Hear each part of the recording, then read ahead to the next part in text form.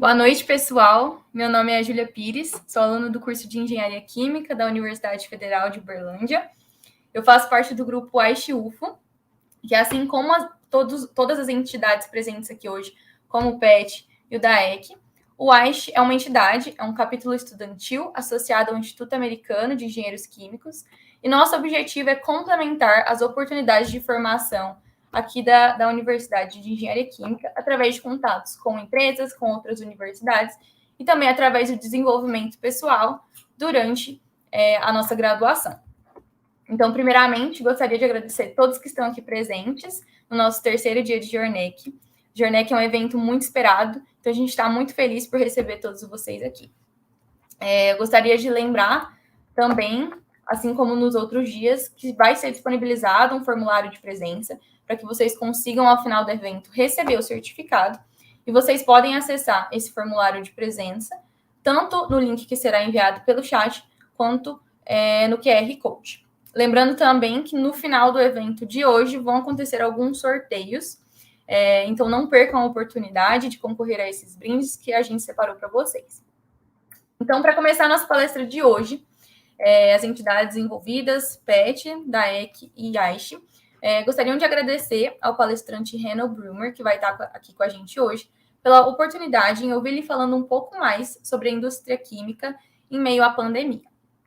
O Reno é vice-presidente sênior de Supply Chain e Logística para a Europa, Oriente Médio, África e América Latina e membro da equipe de liderança de operações comerciais globais da Covestro. Além disso, ele foi chefe global de produção e tecnologia da unidade de negócios poliuretanos. O Reno é um químico PhD e começou na Bayer em 1996. Na sua carreira, ele ocupou cargos de responsabilidades crescentes em inovação, produção e tecnologia, incluindo atribuições em vários locais na Alemanha e também nos Estados Unidos. Além disso, e por fim, ele é membro do Conselho Consultivo Industrial do Instituto Europeu de Liderança Industrial. Então, agora a gente vai dar início às falas do palestrante. E ao longo da palestra, caso vocês tenham alguma dúvida, vocês podem ir enviando no chat, tanto em inglês quanto em português. Então, agora a gente já pode dar início à fala do nosso palestrante. Everybody, good afternoon to all of you. Thank you, all participants from the University of Uberlandia, for inviting me. My name is Hanno Brümmer. I am responsible for supply chain and logistics in the region for Europe, Middle East, Africa, and Latin America. And today I will be speaking about the influence on the global pandemic on the industry, specifically the chemical industry, and everything what's beyond. Thank you all for inviting me and for joining this webinar today. I will not speak today about my current job as the supply chain manager. If you're also interested what it means day to day to working in the industry, please don't hesitate to follow me here on social media, where I'm regular posting some activities.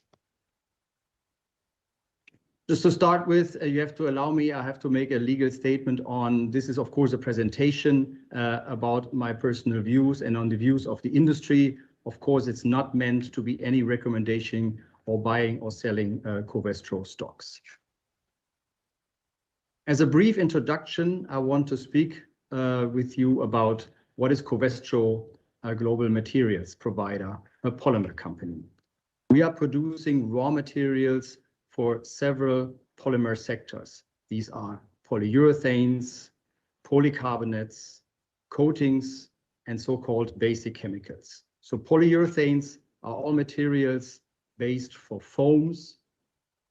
Polycarbonates are clear plastics for all kinds of sheet applications, and coatings are two-dimensional, also very often polyurethanes that are used in professional coatings and adhesives materials. The basic chemical sector is more an internal unit that produces raw materials for the three businesses that you see on the left-hand side, and also some other products for the industry-based products like hydrochloric acid. And you see the rough number of the sales of our company last year to get a flavor of what the size of these businesses is.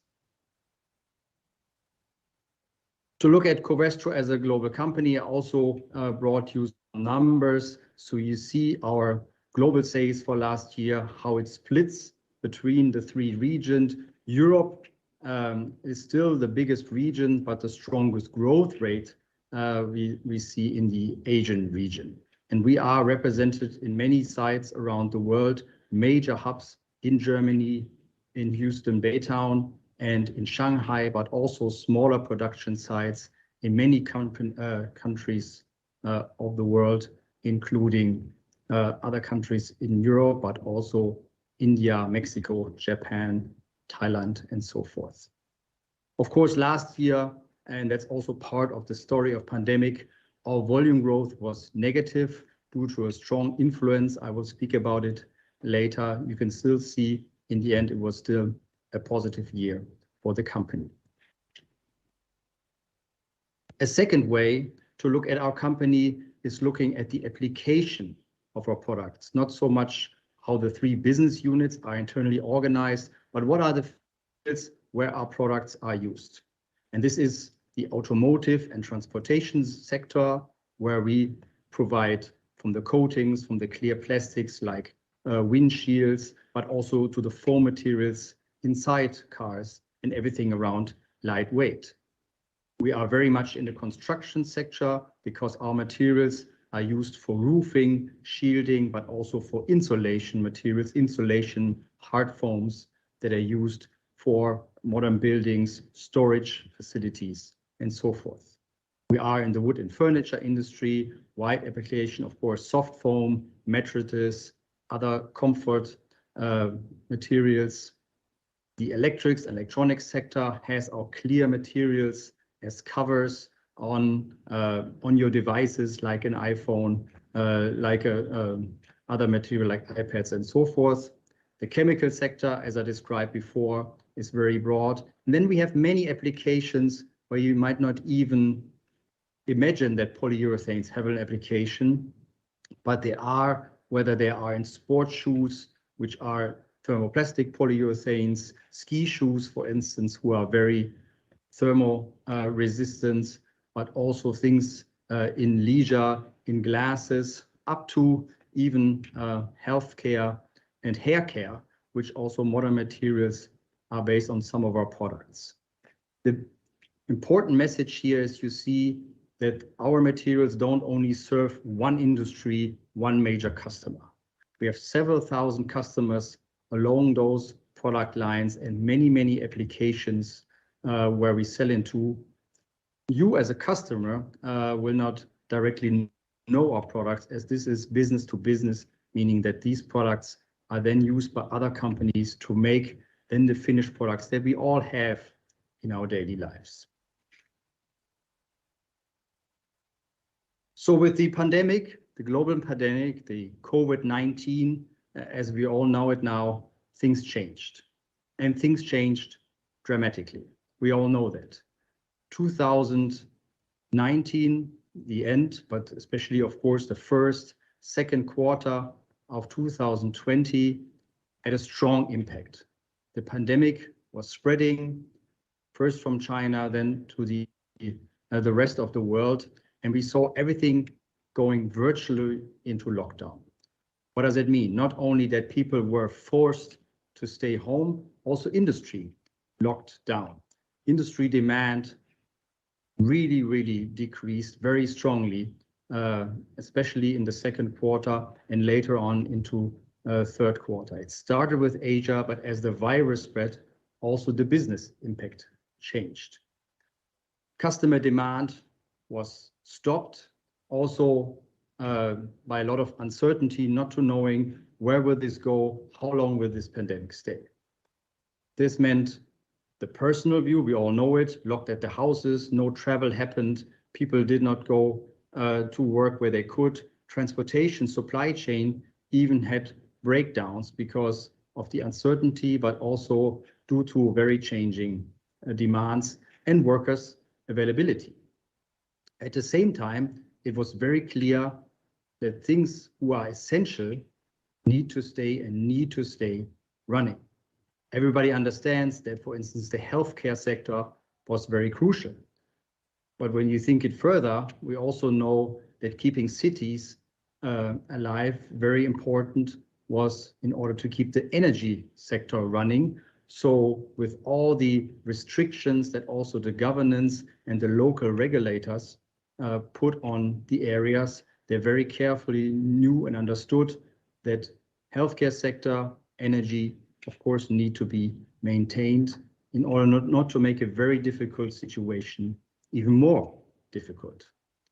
What also then came very clear that what we call base chemicals, so products, as I mentioned earlier, like hydrochloric acid, are also a part of an essential network that need to keep running.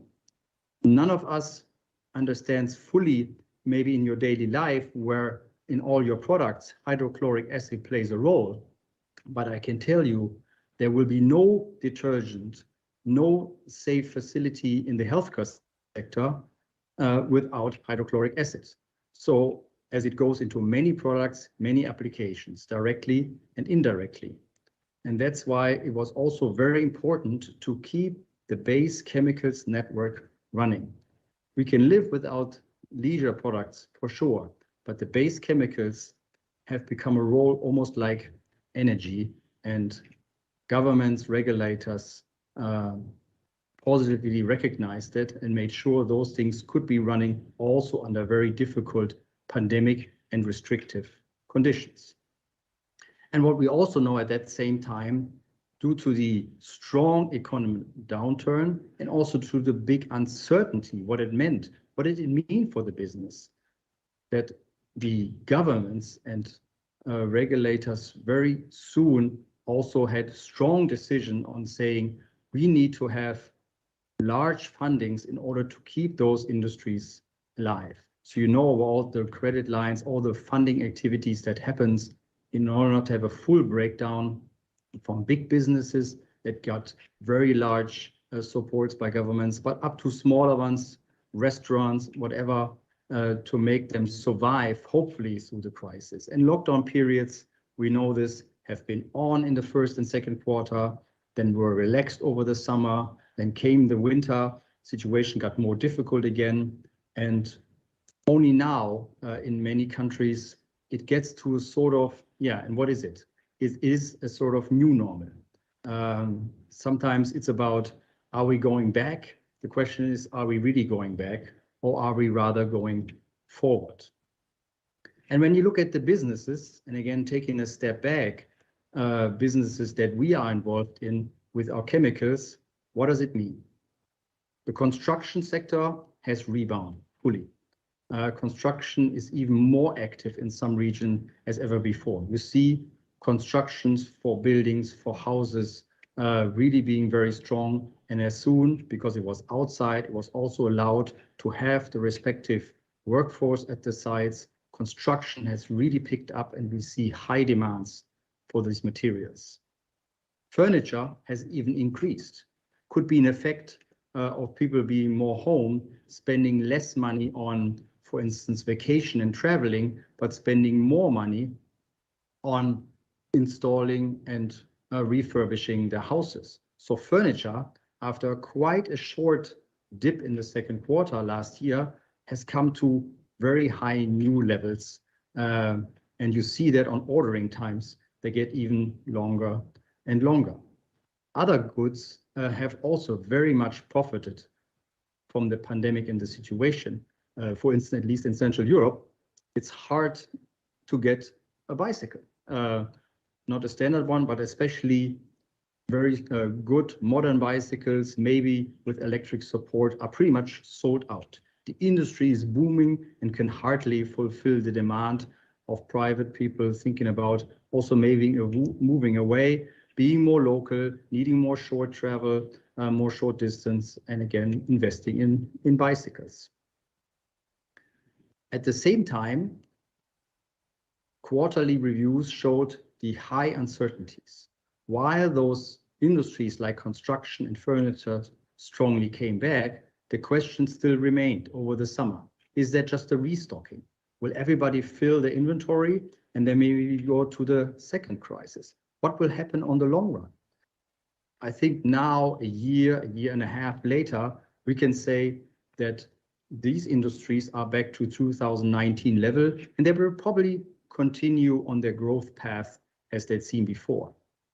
Others, like the airline industry, the travel industry, yes, it's coming back.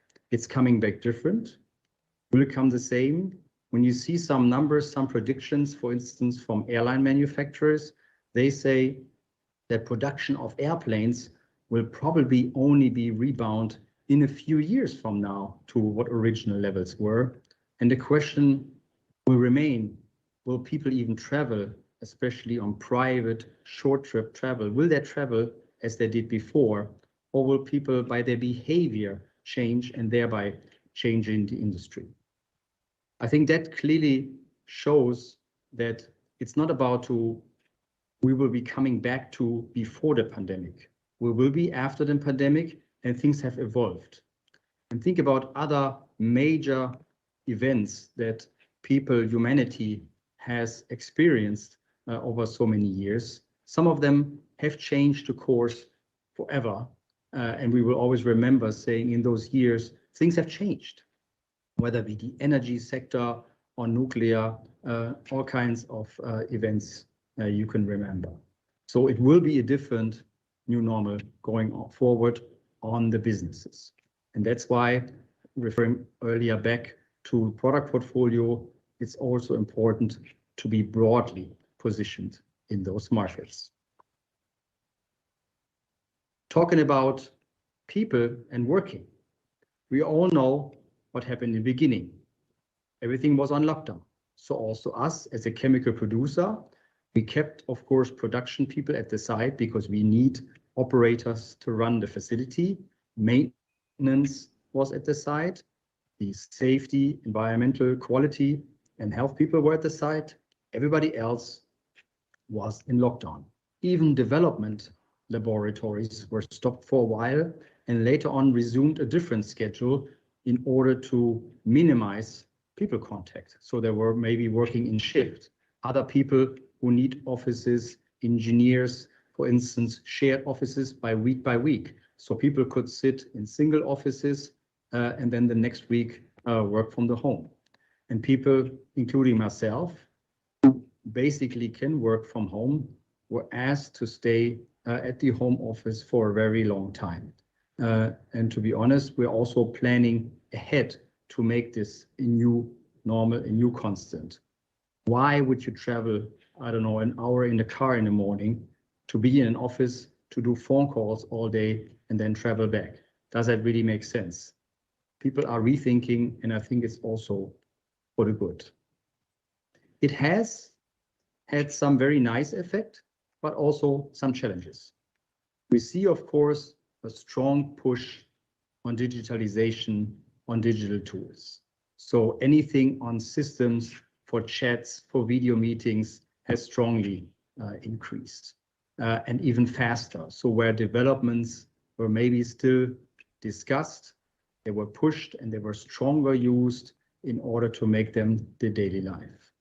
Things like contracts who could only be signed manually, everything is now available electronically and can be used in that form. Approvals, everything based on electronics. People are saying it definitely increased the flexibility, also the agility. When you think about how easy it is to get a meeting together versus meeting people in person, how less you have to move between buildings and meeting rooms, especially when you're in large facilities like our sites. And as I mentioned before, the carbon footprint of the people just going to work, going into an office has significantly reduced. Not even talking about that hardly anybody is traveling. Yes, customer centricity is important, so customers will be visited as needed, but also in the customer supplier interaction, there's a lot of talk about to say what are essential meetings in person at the location, maybe at the machinery to develop a new product, and which other things can also be done electronically from the home, from the house. There's a flip side to it that some people realized immediately, some a little bit later, the problem of how much personal is such an electronic interaction. Yes, you can see somebody, you can hear somebody. Is it the same of being with somebody in the room? Maybe you are faster on the meetings, you have a stronger meeting schedule, a more tighter meeting schedule, but isn't sometimes the 5 minutes when you hang your coat, when you grab your coffee, your water, is that something that's been beneficial also on making personal contact? And I ask you, how much have you done on meetings where you say there's no agenda, no schedule? We've started it and it's very positive. On the other hand, you have to educate yourself to say, let's have a meeting with a coffee, no slides, and just talk, just like you would do in an office, also electronically. I think we're coming now to this phase that people are realizing how important that is. And it's not only about making the day 100% full with meetings, but again, it's a development that you have to realize, and it's important. And let's not forget about something else, which is also the challenge of being at the home and having, let's say, the space, the area of work pretty much melt with your private life, with your home life. It's very practical if you have the opportunity. It can also be a challenge. Do we have the appropriate room? Can you really separate it and think about families? Think about families with limited space. Think about families where, depending on how two partners work, what does it mean to be at the house and not to be at the workplace? What does it mean if the school of the children is also in lockdown? So parents are asked to do homeschooling. What if 3 or 4 people try to stream data at the same time, one for a video conference, the other one for an online course and so forth? How much burden, how much stress does it put on the families to be organizing everything in one apartment, in one room?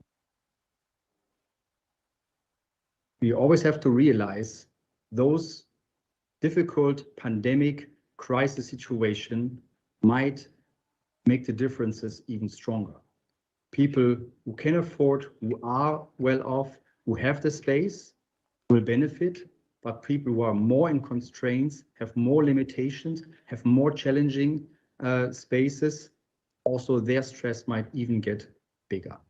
So it's not a one-size-fits-all. These are all things to learn to consider. On the other hand, we need to be aware on some consequences. Again, if the family life pretty much melts with the work life together, what does it mean on the long run? And we will only know once we reach the long run. And looking forward, where does it take us? Now, even 2021, you could say, we are very much farther. Where do we go? We see that infection waves are not over. We talk about the 3rd wave, the 4th wave, and everybody who reads and studies a little bit of viruses knows we are full of viruses. Viruses in us is one ecosystem. 8% of us is viral, of our DNA. So it's not about viruses going away. This is about us finding a balance, an equilibrium with viruses so we can coexist. I don't want to say co-live, as viruses don't live, but coexist without one harming the other. Governments and the public is very much pushing on getting lockdowns moved away, getting restrictions away, and we got to live with it as it becomes, hopefully at one point in time, a normal disease, just like we have other normal viral diseases as the flu every fall, for instance, or the allergic in the spring. Key to this is, of course, vaccination. Again, the equilibrium must be reached, and vaccination is the only key to get the equilibrium with harming less people. So let's plan forever with the virus, but hopefully in more peaceful, more or less harming coexistence. Again, what does it mean? As I mentioned, many industries are back to growth, are on growth momentum. Also see this is consistent. It's not only a restocking effect. many companies, including ours, could even increase their so-called guidance. So the expectation, as all of a sudden materials become tighter, supply chains become tighter, which then the consequence is if demand stays high, prices, sales prices are rising, getting to even more profitability, which then allows the company also to reinvest. We come to normal factors. As I said, many companies establish a sort of 50% from home. And on the flip side, all the energy consumption, which was from that perspective nicely reduced during the pandemic, is now back. When you look at global energy reports, our CO2 footprint, for no surprise, is back where we are. So we need to move on, but we need to also accelerate all of our efforts to reduce CO2 footprint. The hope that somehow by the change of the new normal after the pandemic, the CO2 footprint of humanity would just shrink. Unfortunately, it's not becoming true. We need to be more actively pursuing that because the topic global warming is not waiting for us to act. And to put this into a chemical producer's perspective, I picked out a few things, let's say the post-pandemic industry, what are key factors so that this industry has a sustainable long-term future. Starting on the top left, it's always about safety in the chemical industry. The chemical industry handles large volumes of chemicals, and most of them are reactive. That's why they can be used in order to make products, but that intrinsically means there's also potential for reactions which are not desired. So the chemical industry can only be sustainable if it keeps sustainably also a super high safety performance, ensuring that environmental, people, societies are not being harmed. Second long-term factor is the people. It's our people, it's the people who are in the chemical industry today, but also the ones who think about joining tomorrow. We need solution providers. Some people say chemical industry is part of the issue. We believe actually people in the industry, with the industry, can be part of the solution. Materials that don't end up as waste, energy reduction, all these things need chemists and chemical engineers providing solutions. There's a lot of chemical engineering solutions that actually lead to a sustainable industry, sustainable energy usage and materials demand. The supply chain, top left, as I said, is fully on swing. It's actually in overswing. When you read the news, and it's not only the Suez Canal, it's the large harbors, it's the container availability. I will give you some more details on the next slides. It is a bottleneck that needs to be managed. And in order to be long-term, especially the chemical industry needs long-term, reliable regulation. An investment, if we decide today to build a plant, we will probably have it in 5 years. And then we want to run it for at least 20, 30. We have plants that have been running 50 years. And with all the maintenance renewal are safe operating plants also after 15 years.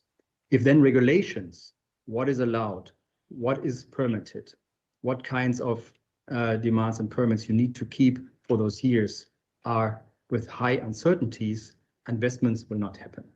An investor needs the security that investment will also pay back the investment and be able to reinvest in the future. And all that must be based on renewable energy, also on affordable renewable energy. There's numbers who have been estimated if, for instance, Germany as a country would transfer the chemical industry to electricity, which is possible, then the electricity demand of Germany would double. So the industry alone would need as much electricity as now the entire country needs. So if you bring that down then to solar panels, windmills, you can imagine what kind of investment, what kind of transformation that takes for a country. And to give you a little more insights on some of these topics, I brought here two charts on the global, what we call the ocean freight market. On the left chart, you see how trade, and this is a percentage number, has been steadily growing. Then, of course, through the crisis from the end of 2019 into 20, it has strongly decreased. And then, of course, with a nice S-curve, you see how it strongly has increased. So from that picture, it looks good in the sense of saying, yes, it's a global market, it has picked up growth, and it's back to a strong growth plan. On the other hand, it creates congestions. I talked about ports that are from the size, need expansion, the global fleet, but just the topic of containers. And that's here on the right-hand side depicted. The big red line you see is the demand. And on containers, there's two things to consider. It's the sheer amount of containers which are available, but it's also the so-called turnover or turn scenarios. So how often can a container go around the world to be used because it's not stuck and waiting in a harbor to be loaded, unloaded, or at the customer. And you see only with, this is the light blue line, if you have this high turnover, then the demand is below the fleet capacity, and then demand and supply are in balance. What we see though, that due to the restrictions in harbors, in boats, in all these facilities, actually lines are between 6 and 8 turnovers, which are the purple line and the greenish line you see on the bottom. So they are below demand. That's why you see all these restrictions. And you see also that on the forecast in the next 3 to 4 years, that scenario is not expected to change. So congestion on global demand, and with home office, people ordering online, that is actually even more pushed. We see that restriction will remain for quite a while. The second one, I talked about people. So also here, as I'm frequently asked, I brought you some information. What does it mean also for us, for the chemists, for the engineers, again, who are in the industry today, and also who plan to join tomorrow. And some typical things where we have chemists and engineers are, of course, in research and development, but also engineers frequently start in the so-called process optimization. So in running plants, optimizing them for instance, energy or yield, or in the investment sector, so building new plants, designing them, going into engineering study before they are handed over to external contractors to build, also in the maintenance. And some of these people stay in the area, let's say in the classical chemists, engineers areas. On the other hand, we have many people who developed in also very different jobs into product management, even law and patents or sales, building on their expertise, building on their first year's experiences in the sites and in the companies, and then developing into further roles. Same thing happened to myself, then developing more into a managerial role.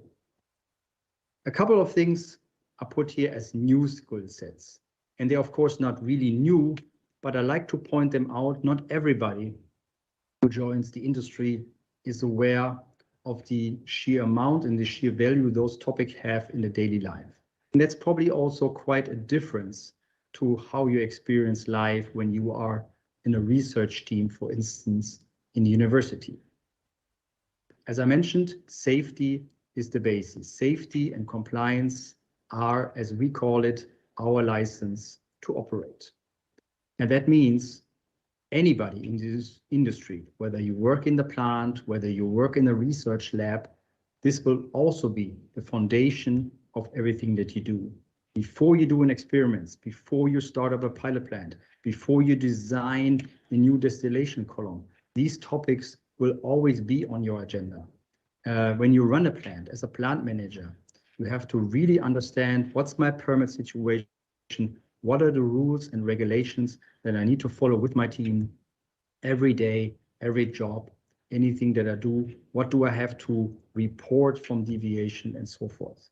And this has become quite an intense network, independent what country you are. This is a global trend that we see fully understood from the regulators. People in industry have to understand, in order to have the status that we have, it takes everybody to follow these things and have that in the top of the agenda. And a plant engineer these days spends a considerable time of his work, not only, let's say, improving, designing the plant, but also being in safety reviews, in environmental reviews, making sure all the tests, the legal examinations are being done on time and planned. That is a considerable time of work dedicated to those very important topics. Secondly, I spoke about it before already, the topic of energy is also bound to energy laws, to energy certifications. Those things are in every topic, in every new thing that you do considered, and those aspects have to be calculated and have to be regarded on the path forward. Coming even to the point of circular economy, how are we bringing everything back? But I will speak about this in the final section of my talk today. And of course, and I know I explained to you, we are working in global teams. And again, the digitalization has helped. And you as the, let's say, digital generation will be very familiar. It's still important that also people understand and use it. In the industry, it's not about the single inventor, the brilliant single inventor in his office or in her office. It's about the team getting things done. It's always is a disciplinary. It's production people working with application people, working with marketing people, working with designers and salespeople in order to bring a new product, a new application to the market. So who is able to work in those teams and is also able to understand, let's say, the language of the other team members of different faculties will be successful. As I said, in the end, I also want to speak about circular economy and why it's so important. It actually has become our company vision. The topic, why do we need circular economy, is obvious. We know about what's happening to our climate, on dry land expectation, on global warming. We know the topic of population, urbanization, so people concentrating in certain areas, and of course the large topic of waste, not only in the ocean, but everywhere. And what we've decided as a company, there's one thing where we have a major impact. Because when you look at products and how products are being used.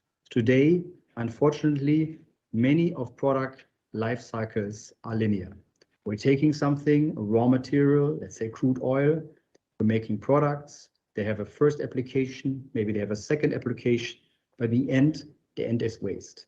It's completely linear, and then if it's burned, we talk about we're losing the carbon, because the carbon becomes CO2 and it's lost. And it will take very long until the carbon just from nature is brought back into, let's say, the natural cycle into crude oil, and we cannot wait. This is where chemical industry comes into play. Yes, we are producing, but we also have to change to prevent the carbon loss and to close the carbon cycle. So circular economy, in the sense of our products, our materials, is the understanding of we need to close the carbon cycle. And that's why, as a company, in 2020, you could say in the middle of the crisis, we launched our new vision, we will be fully circular. This is a vision we gave ourselves as a company to say the principle of circularity needs to be fully embedded. It needs to be shaping how we run our business, it needs to be shaping how do we want to, which products we want to have, how do we want to invest, how do we want to run this company on the long run, because we need neutrality on greenhouse gases, meaning bringing the carbon back and avoiding a leakage and increasing CO2. And as I said before, we feel as a chemical company, we are and we can be part of the solution. What does it mean specifically? We defined 4 areas where we see our largest contribution, and those areas we are pursuing in our circular economy. First of all, it's about alternative raw materials. So taking CO2 and bringing CO2 into our products, not as a gas, but actually using the carbon from CO2 to making new materials. We're also looking at biomaterials, materials based on sugar versus crude oil, so they can easily be regrown and again can capture the carbon. Then this topic of recycling. And it's not only the recycling of the very, very finished product. Sometimes we can already design recycled properties into the polymer and take it back earlier. I will show you a picture on this in a minute.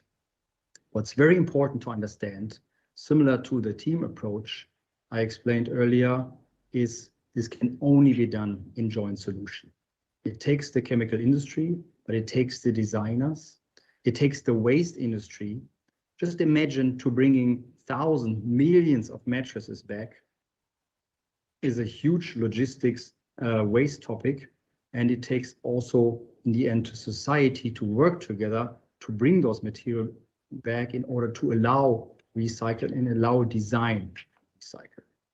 And again, all of this must be based on renewable energy, so also we don't have a carbon leakage when we're generating all the energy to produce the products and to recycle them.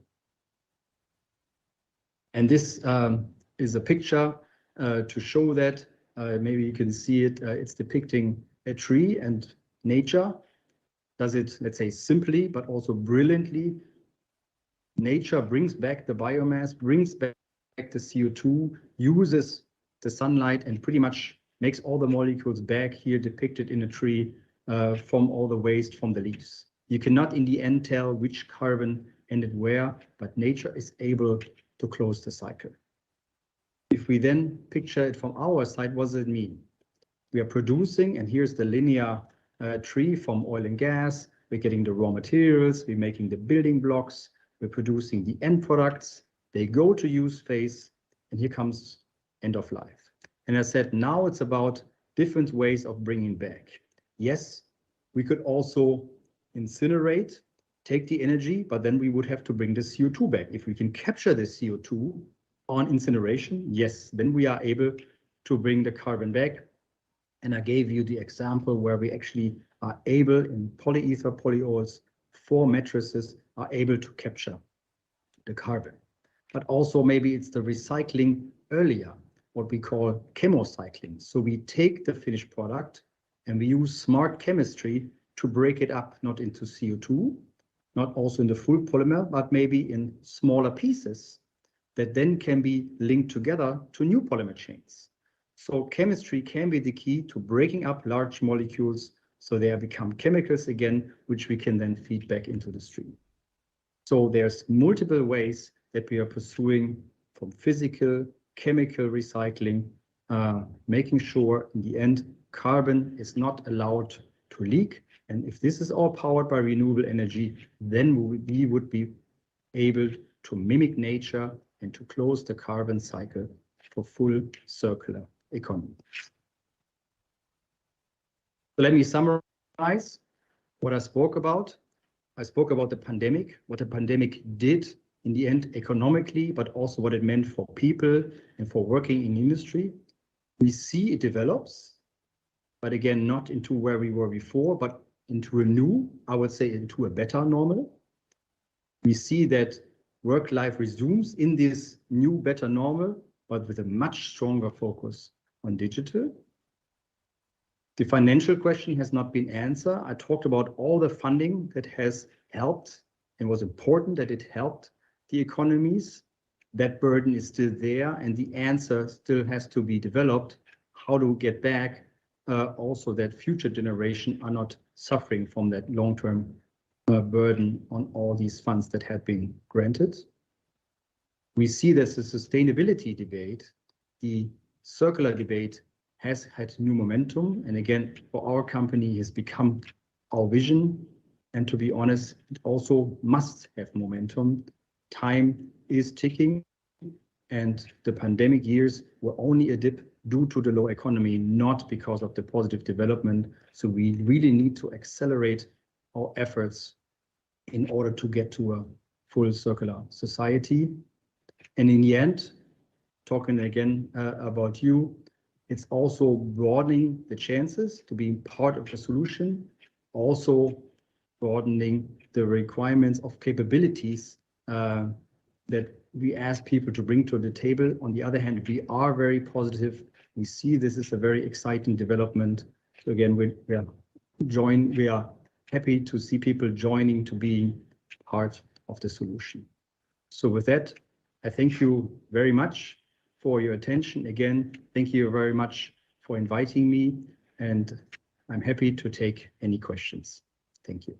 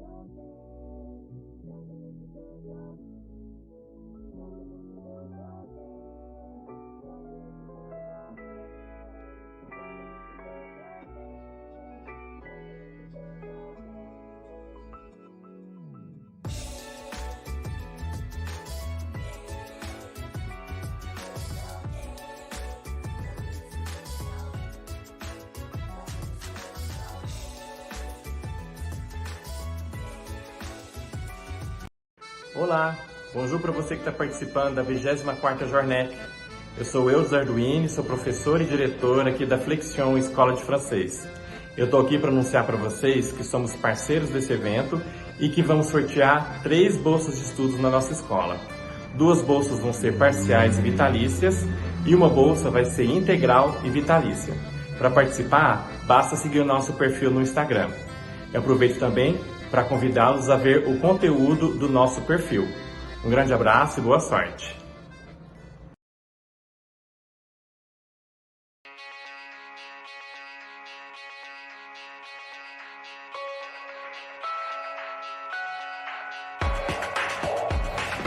Seja bem-vindo à Voito. Nós somos uma escola de gestão focada em desenvolver líderes e especialistas em melhoria contínua. Desde 2008, nós ajudamos mais de 40 mil profissionais a impulsionarem suas carreiras através de treinamentos presenciais, treinamentos online e o atendimento a empresas. Nossa maior motivação é inserir experiências práticas no ambiente de ensino digital. E por isso, nós utilizamos o que tem de mais avançado em tecnologia para oferecer aos nossos alunos a melhor experiência de ensino. Na Voito, os alunos têm acesso a uma plataforma de ensino que permite interação com professores e acesso a aulas pelo aplicativo, tudo para facilitar o seu desenvolvimento profissional. E para transformar você num profissional capaz de gerar resultados, nós contamos com um time de especialistas que são as grandes referências nas suas áreas de atuação. Se você tem interesse em se desenvolver, seja bem-vindo ao nosso mundo.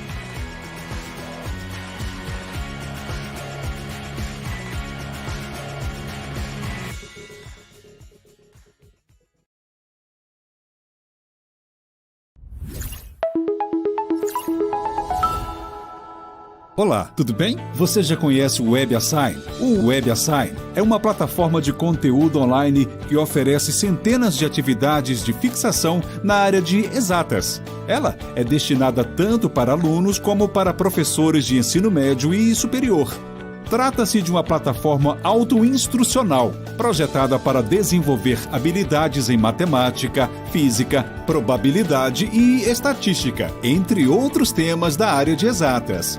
Através do WebAssign, professores de matemática, estatística e física podem criar suas próprias avaliações ou podem atribuir avaliações previamente preparadas que estão disponíveis dentro da plataforma e que foram criadas por especialistas na área. Os exercícios contidos na plataforma são produzidos por autores reconhecidos, alinhados aos livros-texto, permitindo que o aluno se prepare e avance para os demais assuntos. No WebAssign, o estudante pode praticar em diferentes tipos de atividades, numéricas, múltipla escolha, algébricas, entre outras. Por ser uma ferramenta online, o WebAssign oferece inúmeras vantagens, como as ferramentas que permitem aos professores associar tarefas, avaliar o desempenho dos estudantes e enriquecer a experiência de ensino-aprendizagem. Outra vantagem do WebAssign é que é uma plataforma adaptável, uma vez que complementa e apoia diversos modelos educacionais, como o tradicional, híbrido e o 100% online. Além disso, proporciona um feedback automático. No desenvolvimento das tarefas, nas práticas e nas avaliações, os alunos dispõem de ferramentas de aprendizagem e feedback que constituem um importante suporte para o sucesso das tarefas, melhorando a compreensão do assunto e uma aprendizagem ativa. No WebAssign, são os professores que determinam quando os alunos recebem o acesso a essas ferramentas de aprendizado e suporte, pois as configurações de alocações são flexíveis. Dessa forma, o WebAssign capacita os alunos, tornando-os independentes no aprendizado. Outro recurso da plataforma é o Dashboard, para acompanhamento do desempenho individual e da classe. O professor tem acesso a relatórios detalhados do grupo, contendo, por exemplo, o tempo em que o aluno ficou online, quais exercícios fez, quantas tentativas, etc. Por fim, é importante reforçar que o WebAssign é uma plataforma que apoiará a todos, alunos, professores e instituição. Apoia os alunos na aprendizagem dinâmica de matemática, com acesso a milhares de exercícios e vários recursos. Apoia os professores na organização das aulas, acompanhamento do desempenho individual de cada aluno, identificação das áreas de deficiências, aplicação e correção de testes e também apoia a instituição de ensino, já que ajuda a diminuir a reprovação dos alunos em disciplinas de exatas. Você conseguiu compreender todas as vantagens do WebAssign? Espero que sim. Por hoje é só. Até a próxima.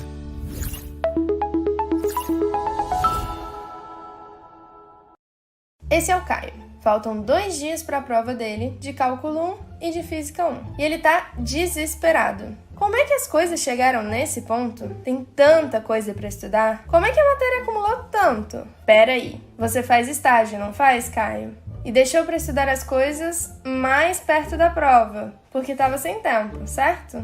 Só que esse tempo para estudar nunca chegava, né? Só que agora você precisa estudar tudo, é isso? E pelo que eu tô vendo aqui, você nem começou a entender direito as coisas. Esse exercício aí parece complicadão também.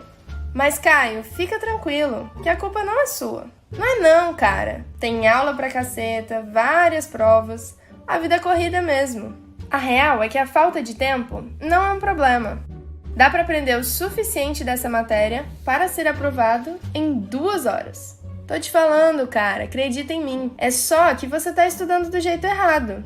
Mas tem um jeito mais eficiente e que vai dar muito certo pra você. Se liga só nesse método. O Responde Aí é a maior plataforma voltada para universitários de exatas e o nosso objetivo é fazer você aprender em minutos o que você levaria horas estudando pelo livro ou pelo YouTube. Nós temos todas as matérias que você encontra durante a sua graduação: cálculo, física, álgebra linear, probabilidade estatística, química, cálculo numérico, mecânica e resistência dos materiais, fenômenos de transporte, Mec-Flu, Transcal e Transmassa, elétrica, operações unitárias, termodinâmica, ciência dos materiais, sistemas de controle e programação.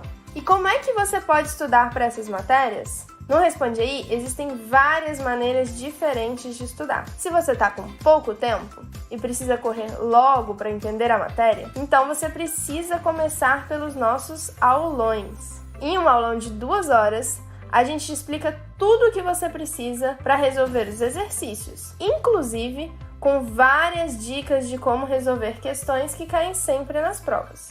Mesmo se você não sabe nada da matéria, em menos de 2 horas você consegue aprender o suficiente para conquistar a aprovação. Então, Caio, ao invés de estudar por horas e ter que virar à noite, só precisa de um aulão desses para conseguir entender o que precisa para resolver os exercícios da prova. Mas beleza, depois de ver o aulão, ainda sobrou um tempinho, dá para praticar com os exercícios resolvidos. São mais de 70 mil exercícios resolvidos, dos principais livros das faculdades. Tem Stuart? Tem. Tem Guidorize? Tem. Tem Halliday? Tem. Tem Moisés? Tem. É muito exercício resolvido mesmo. Bem difícil que o livro que os seus professores usam não esteja aqui. São os livros do ciclo básico e do ciclo profissional, para te ajudar durante toda a faculdade. Além disso, temos muitos exercícios resolvidos de provas e listas das principais faculdades do Brasil. E veja bem, não é exercício resolvido só o gabarito não, é resolvido passo a passo. A cada etapa, nós vamos mostrando o que fazer. Assim, você entende direitinho como chegar no resultado. E, caso você ainda queira continuar estudando, ou revisar algo mais teórico da matéria, nós temos a teoria explicada em vídeo ou em texto, para você dar aquela conferida quando precisa lembrar de algo mais pontual de algum tópico. Muito importante que todas as nossas aulas são em folhinhas como essa que a gente está te mostrando, como se fosse realmente um colega seu de turma, do seu lado, resolvendo os exercícios contigo, com linguagem de aluno para aluno, nada daquelas frases complexas do livro ou conceito complicado que seu professor passa. Agora não tem mais desculpa, né, Caio? O Caio não vai ter problema em fazer a prova agora. Estudando pelo Responde Aí, ele consegue aprender em minutos o que levaria horas. Já assistiu os aulões e agora está praticando com os exercícios no tempinho que sobrou. O melhor é que ele ainda vai ter tempo de ver aquela série que ele tá um tempão enrolando para ver e sair para passear com o cachorro. E você? O que tá esperando para começar a usar também? Deixa o jeito antigo de estudar para trás. Vem pro Responde Aí!